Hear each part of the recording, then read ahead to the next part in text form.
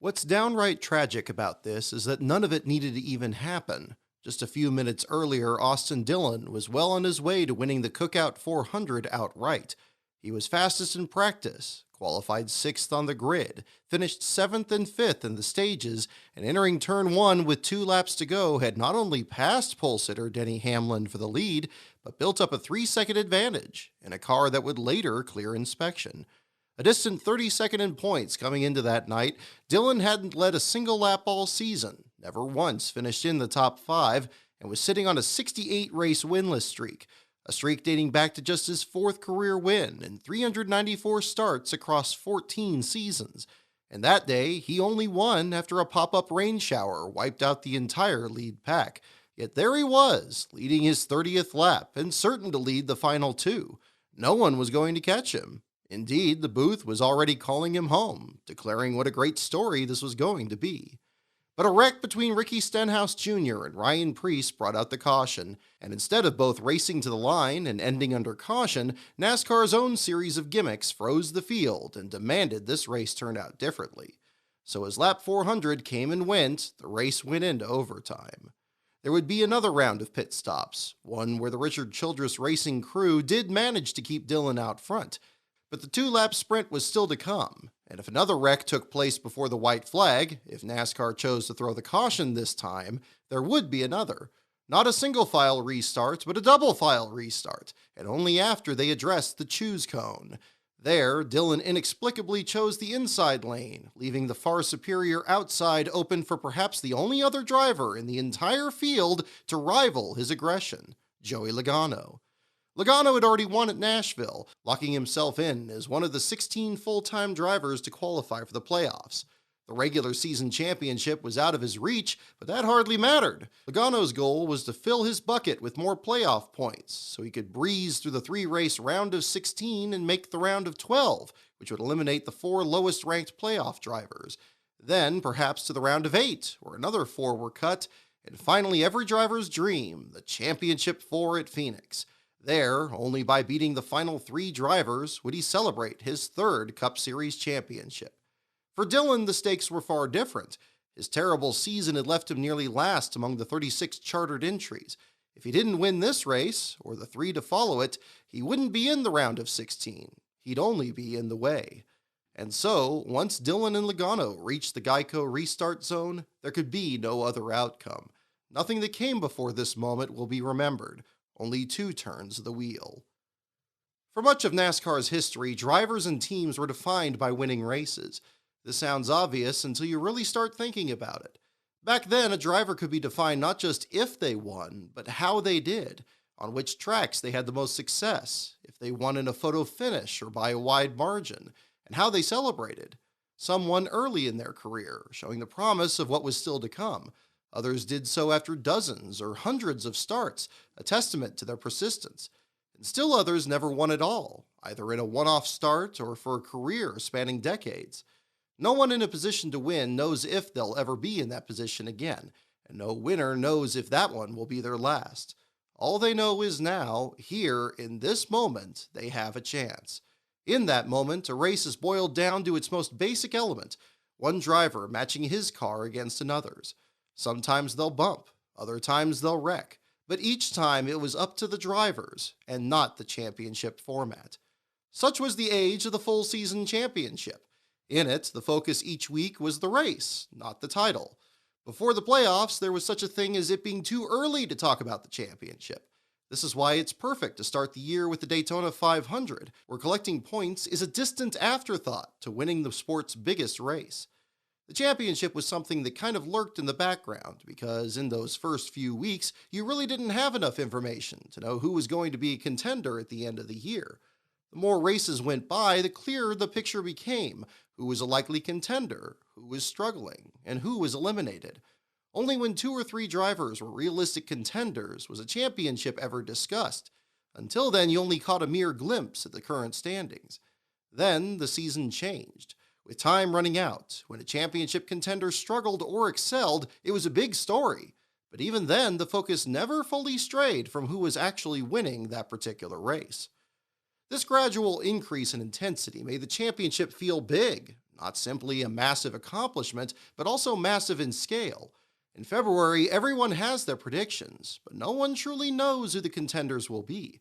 We have no idea how the season will play out, whether one driver will dominate, like in 1987, if no one can hang on to the point lead, like in 2002, or if a driver will rally in the final few weeks, like 92.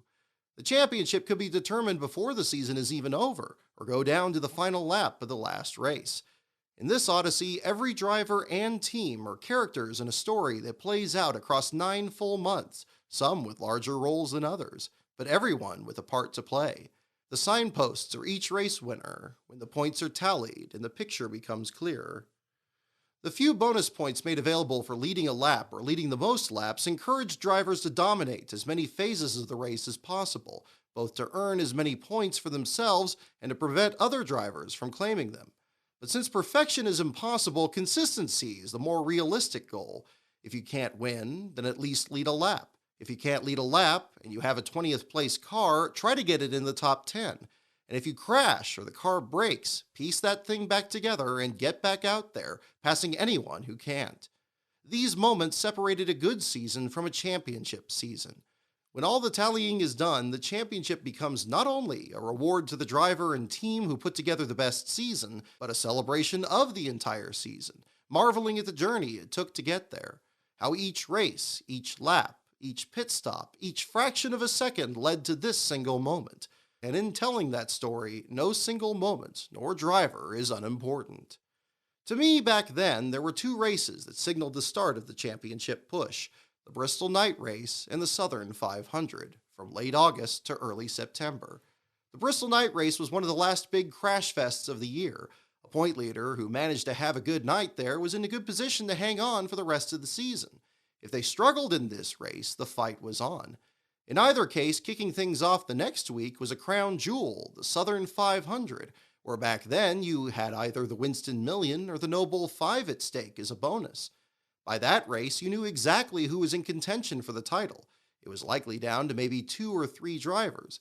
But even then, the focus could still be on who won each race, championship contender or not. The shift from Bristol to Darlington also felt like the moment when silly season picked up, as teams further back in points looked ahead to the next season by hiring a new driver or welcoming a new sponsor. Since the broadcast focused on who would win each race, it mattered more who was in each race, and it was further intriguing when these new combinations performed well, creating new storylines for the next season. Because of this, I didn't mind the playoffs when they were first introduced in 2004.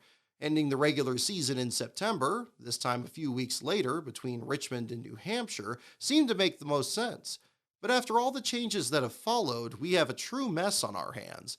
The championship is now an irritation. Winning a race has become trivial, and any other storyline is completely ignored. The consequences of all this were revealed last Sunday in Richmond. One may argue that in today's NASCAR, winning a race is more important than ever, and on the surface this may seem true. Winning in the regular season means a spot in the playoffs. Winning the most races in the regular season puts you atop the playoff grid. Winning in one round of the playoffs means you get to make the next round, from 16 to 12, then 8 and 4. And winning the final race means you win the championship. But that's just the problem. That's all a win is anymore. In today's NASCAR, wins have become transactional. They have no relevance unto themselves. It's instead about what they do, or rather what they guarantee. In the full season format, a win didn't necessarily guarantee anything.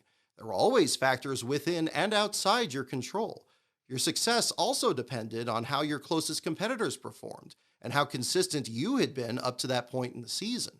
So in that moment, you could enjoy winning the race for what it was. Now, whether it's your first win or your 50th, whether it's the Daytona 500 or the last race of the regular season, before you can even celebrate it comes a tap on the shoulder. You've just punched your ticket to the playoffs. To fans and drivers alike, there's no mystery, no sense of scale to the championship. The championship is everything, a persistent, obnoxious presence from day one. Making the playoffs, staying above the cut line, and making it to the championship four are so central to what NASCAR is today that they're the only storylines. If a driver is struggling, the story is no longer can they turn around their performance, it's can they win. And if they've already won, it doesn't matter if they fail to finish, or even if they miss a race due to an injury or suspension. Don't worry, we're told. They've already punched their ticket, so it's okay. And if a driver isn't even in contention for a win, think how little attention that story is going to receive. It's so reductive because in any one race, now as then, there's so much happening that never really gets seen. Today, the final race of the season has both the highest stakes and the shortest distance. We've gone from a 500-mile race at Atlanta to conclude a full season, to a 400-mile race at Homestead to end a 10-race chase, to now a 300-mile winner-take-all race at Phoenix after multiple rounds of eliminations. Yet who can contend has never been less exclusive. While maybe 2 or 3 drivers remain in title contention by September during a full season format, 15 drivers, nearly half of those eligible, are allowed to catch right back up to the leader for a grid of 16. Dominance isn't rewarded, whether it's winning the most races or leading the points for consecutive weeks. In fact, it's punished, even ridiculed. The only reward is a small trophy and a pittance of playoff points. All this is symptomatic of a sickness in the sport. NASCAR has truly become the National Association for Stock Car Auto Restarts. The sport is obsessed with restarts, the need to bunch up the field as many times as possible, stage cautions, debris cautions, and oh, that guy almost hit the wall. Even when someone wrecks, the first concern never seems to be, is that guy okay? It's, oh boy, another restart. But restarts are not racing. They're just a momentary burst of action before the real racing begins. Many of the sport's greatest moments occurred during long green flag runs, and many others we never got to see because they were spoiled by cautions. A caution is a failure, not just a mistake on the track, but drivers failing to maintain control while pushing their cars to the limit. When they push this hard and maintain control, keeping the race under green, that is racing. Yet the sport seems to be okay with this obsession, because just like the championship format, a restart presents the chance that whoever's leading is going to lose. And once you're out, you may as well not even be there. You're not going to get talked about. Why is all this such a problem? Because it has a direct effect on the drivers themselves. If nothing matters but winning, then drivers will race that way.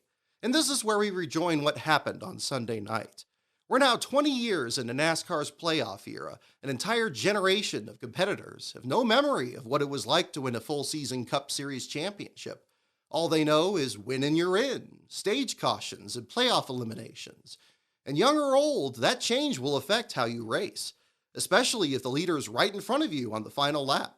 If that is ever going to change, then we need to detoxify the way NASCAR crowns its champion. Let's go back to a full season championship. Make it so whoever earns the most points across the entire season wins the title.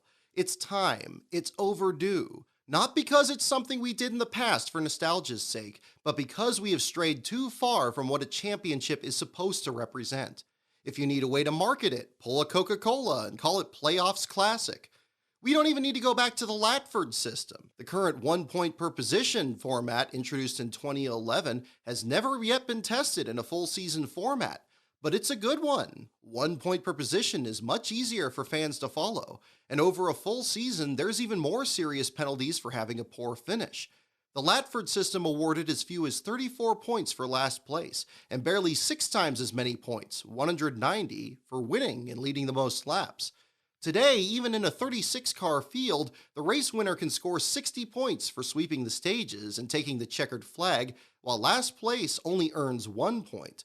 Dominating a race is now 10 times as important as it used to be. And that's right, you don't even need to get rid of the rest of the gimmicks. Well, maybe get rid of the stage cautions, but stage points are fine. You can see the season total change as they're earned. Keep the crash clock if you want. Think how much more significant of a moment it would be for a point leader to see their time expire and have to go to the garage. Not only would this get rid of all the unnecessary pressure of playoffs and eliminations, but it would also get rid of the win and you're in pressure. Let drivers find their own path to the championship. And you know who the big winners will be? The fans. Because what they're seeing will be so much easier to understand, and they can enjoy the race in a much more complete way. Every single moment will have a direct effect on who will win the championship. The natural rhythm of the season will return, which already sees the championship become a larger story by September. And no 2 championships will play out the same way.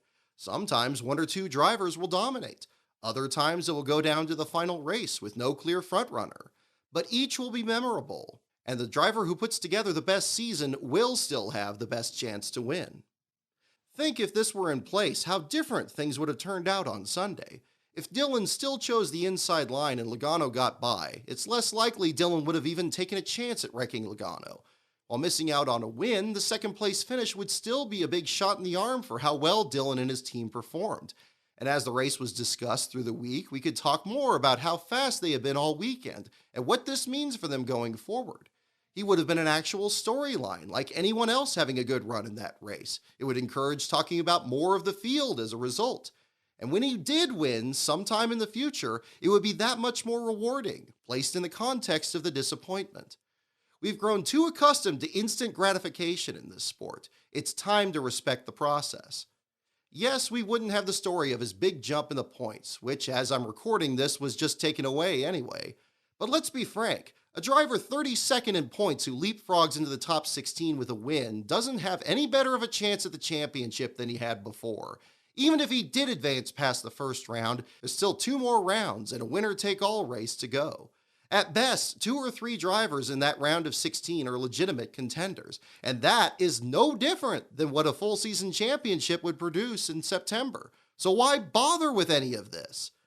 Looking ahead, the worst thing NASCAR can do as to its championship format is add more rules. We don't need to prevent one-time race winners from making the round of 16.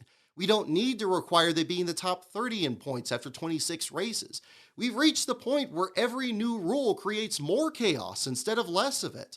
We need less rules, way less. And by taking out some of the immediacy, drivers are less likely to be so short-sighted in their strategy. They're more likely to take their time, not wanting to ruin their consistency. And just like qualifying needs to go back to whoever turns the fastest lap, the championship should return to whoever earns the most points. And having to simply say all this like it's some kind of revolutionary concept should tell you just how far things have gone astray. So what do you think? Is it finally time to go back to a full season championship, or do you have an idea of your own? Be sure to share it in the comments. And as always, thank you for watching. In America, there exists a sport that is driven by the fans. They are why everyone works so hard, on the teams and at the tracks, in front of the grandstands and behind the scenes, to give the fans the greatest race possible. NASCAR fans deserve the best, starting from the high banks of Daytona, all the way to the shores of California, and at every race in between. NASCAR fans, you're the reason for our success. Thanks.